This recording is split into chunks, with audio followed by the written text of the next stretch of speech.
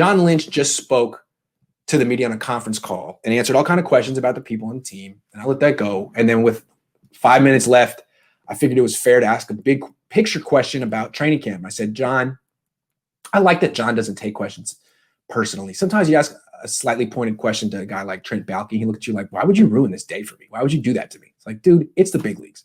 So anyway, John gets it. He was a player. He was media. Now he's a G. He just gets it. I really appreciate him. And I asked him, John, I noticed you had a lot of soft tissue injuries in camp, a lot of them, particularly hamstring injuries. Is that something that you feel is just a fluke, or is it something you've examined that you feel was preventable? And if you had to do an offseason like this again, are there things you would do differently? And he actually gave a really long, detailed answer where he said, in retrospect, we had the option of having 80 players or 90 players in camp, and we chose 80 because we felt having 90 would be really difficult logistically with the locker room. But there were consequences to having 80 because there's less players to go through practice, more running for each player. On top of that, they had 5 guys on PUP, so instead of having 90 in camp, they essentially had 75. It's a good point. Also, he said the urgency of having the regular season be 2 weeks away kind of hung over everything and made people kind of go too hard even if they didn't want to. And then finally, if they didn't intend to, and then finally they said they were more cautious than they were in the past, that if someone had anything, they'd hold them out and didn't want them to play through it. So those are fair answers. What I would say is it's good that in hindsight you understand exactly what the issue was. It would be better if you could have anticipated these things. You knew what the issues were going to be ahead of time, even though you didn't do it before, and have a better plan. I mean, you knew you had 75 players instead of 90. You shouldn't have your starters taking extra workload because a lot of the guys who pulled their hamstring were starters. Juszczyk, Kittle, Bosa pulled something. Ford pulled something.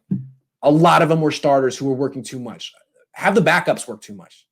So what I want to say is I appreciate Lynch's transparency. I mean, he did look into it. It's something he needed to look into. He did his due diligence. He did the right thing.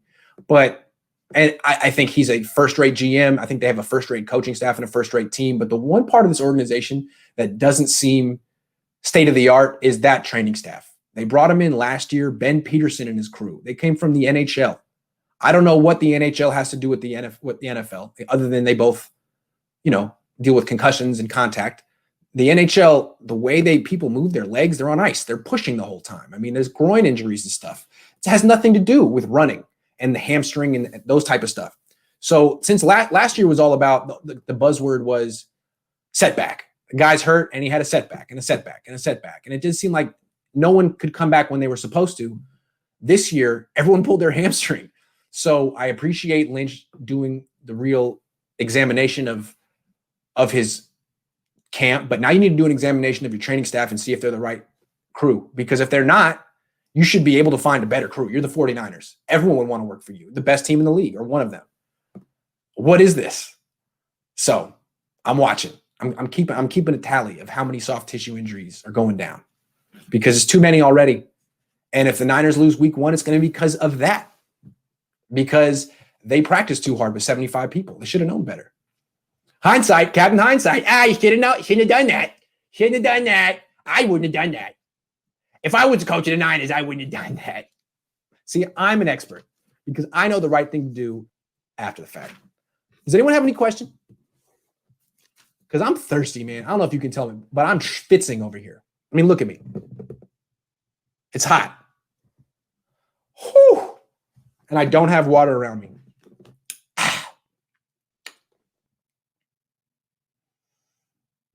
I am allowed to ask questions of players and pressers. It's just the season hasn't started yet. I hate this.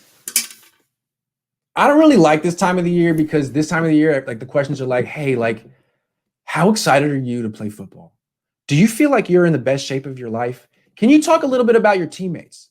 What are you seeing from the man to the left of you? What about the man to the right of you? What do you like about your coaches? It's like, okay, I'm ready for like, hey, on 3rd and 4, when you went into the wrong gap, what were you thinking on that one? Were you told to jump in the wrong gap? Or when you dropped the ball on 4th and 8, what was going through your mind as the ball hit the ground and you lost the game and you knew it was your fault? I like those questions better. Like, can we go from softball city to like the high heat? Because that's what I got in the game for. I'm not an underhand pitcher. I like bringing the heat. So it's time. Anyway, I got to bring a little heat today with John Lynch in his press conference. Be like, hey, I know everyone else is going to let you off the hook for the hamstring injuries because they're still in preseason mode, but not me. I'm in regular season mode, and you have questions. You have some splaining to do. I love you. It's not your fault, but you speak for the team, so let's talk. And he got it. He answered great. I'm going to post his answer later today. It was fantastic. It was really, really generous of him to lay out the entire issue. And he was so generous in his transparency. It really makes you wonder, like, well, why didn't you? Not you. Why didn't Ben Peterson anticipate this stuff? And how much more rope are you going to give Ben Peterson, John? Because he has no background in football. And if your guys keep getting hurt, you might need to make a switch. It's not easy. I know you don't like firing people. You know, uprooting a man and his family, it's hard to do. You got to, it's for the betterment of the organization, John. You got to do what you got to do, John. You got to examine that guy, John, Ben Peterson. I don't know about him. He means well. He's got a nice face. Seems like he was raised well. But is he the right man for the job? I don't know. Grant has the wine sweats from last night, dehydrated. I'm always dehydrated. But yeah, probably. I did drink some good wine last night. Is the Clowney talk buried now? Yeah. I mean, that didn't happen. How do they decide who asks? Yeah, it used to be you would just blurt out. And right now, just now they had a conference call. So you just blurt out. I like those because I'm good at blurting out. Now on Zoom, you have to raise your hand and they call on you. And then they cut you off right after you ask your question. So you can't ask a follow-up. So you have to be clever and be like, I have a two-parter. So please don't cut off my microphone after I'm done asking the first part. It's hard, man. It's hard. Time's out here.